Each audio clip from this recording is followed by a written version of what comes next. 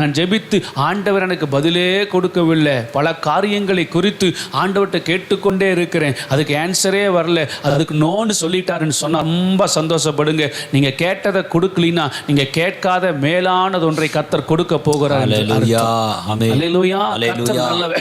என்னைக்கு அவர் உங்க வாழ்க்கையில நோ, நீங்க பண்ற ஜெபத்துக்கு நோ சொல்லிட்டாருன்னா அதுக்காக நீங்க துக்கப்பட வேண்டாம், அதுக்காக நீங்க வருத்தப்பட வேண்டாம். நான் கேட்டதை கர்த்தர் கொடுக்கலையே, நான் விரும்பினதை கர்த்தர் கொடுக்கலையே, நான் எதிர்பார்த்ததை கர்த்தர் கொடுக்கலையே, என் உபவாசத்தை அவர் பார்க்கவில்லையோ, என் ஜெபத்தை அவர் பார்க்கவில்லையோ, என் கண்ணீரை அவர் பார்க்கவில்லையோ என்று சொல்லி நீங்கள் கவலைப்பட வேண்டிய அவசியமே கிடையாது.